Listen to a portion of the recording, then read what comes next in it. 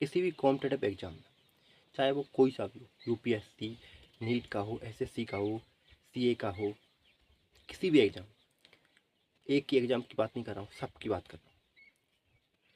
अब आप नीट के लिए लीजिए, आपने नीट का पेपर दिया, आपका सिलेक्शन नहीं हुआ दुर्भाग्य से, लेकिन अब आपने क्या किया, जो गलती आपकी पेपर में हुई थी आपसे, जो टॉपिक आपसे छूटा था, जो गलती आपने की थी पेपर में, उस गलती पर आपका फोकस नहीं कि मेरा क्यों सिलेक्शन नहीं हुआ, मेरे मार्क्स क्यों कम आए, उस पर आपका फोकस नहीं है। आपका फोकस इस पर है, पेपर लीक हो गया, सरकार ने पेपर लीक करवा दिया, कुछ लोगों ने पेपर लीक करवा दिया।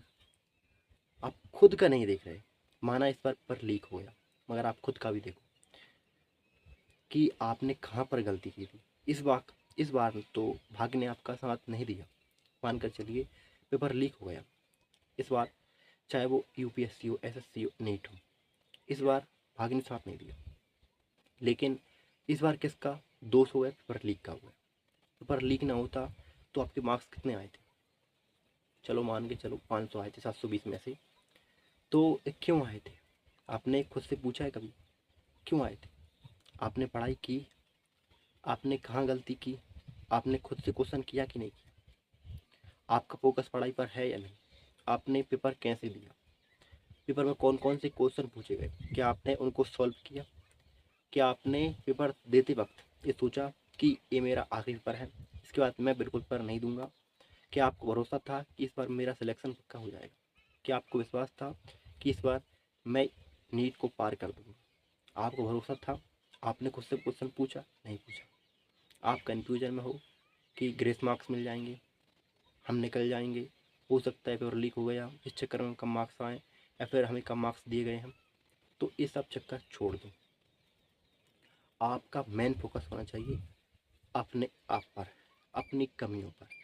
किस वजह से मेरे कम मार्क्स आए थे, उस पर फोकस करो। कौन सा टॉपिक मैंने क्लियर नहीं कर पाया था, कौन सी गलती की वजह से मेरे कम मार्क्स आए, उस चीज़ पर फोकस करो।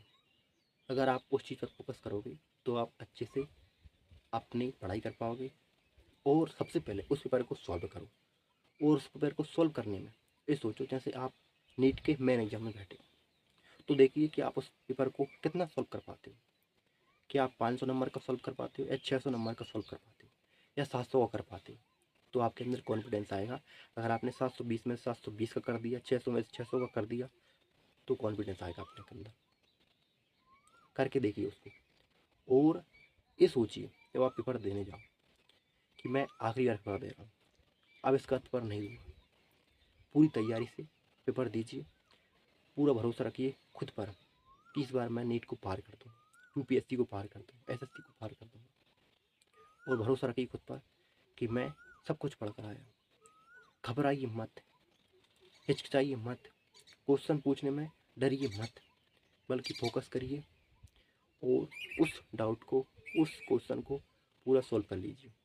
वरना बाद में परीक्षा में आपको वही गलती खा जाएगी, यार मैंने एक क्वेश्चन क्लियर नहीं कर पाया, इसको समझ नहीं पाया।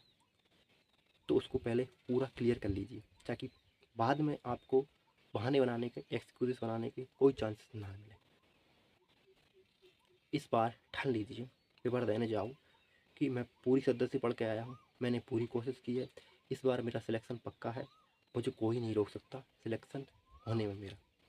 देखिए, और ये ज़रूर सोचिए कि मेरा नीट नीट का पेपर का आखिरी चांस है, इसके बाद मैं पेपर नहीं दे पाऊँगा, ये मेरा आखिरी चांस है। अगर इस शिद्दत से, इस तरीके से इस सोच से आप पेपर दोगे तो यकीन मानना आपका पेपर बहुत ही अच्छा जाएगा। आप ये सोचिए, चाहे वो यूपीएससी का हो, एसएससी का हो, सीए का हो, नीट का हो, पर देते वक्त ये सोचिए कि मेरा आखिरी पेपर है, इसके बाद मुझे कोई चांस नहीं मिलेगा इस परीक्षा में बैठने का। और इसी सोच के साथ पढ़ाई कीजिए कि मेरी आखिरी चांस है, मेरी आखिरी बारी है, इसके बाद मुझे पेपर में कोई बैठने का मौका भी नहीं देगा। अगर मेरे अंदर कॉन्फिडेंस है, जज्बा है पढ़ाई का, तभी मैं सेलेक्ट हो सकता हूँ, वरना नहीं हो सकता। दोस्तों, आज वीडियो कैसी लगी कमेंट जरूर बताना, और वीडियो को लाइक, चैनल को सब्सक्राइब करना, और वीडियो को अपने दोस्तों के साथ शेयर करना बिल्कुल ही मत भूलिएगा। और इसी के साथ फेसबुक पेज को भी फॉलो कर लीजिए, जो लोग फेसबुक पेज पर वीडियो को देख रहे हैं। मिलते हैं नेक्स्ट वीडियो, तब तक के लिए जय श्री कृष्ण।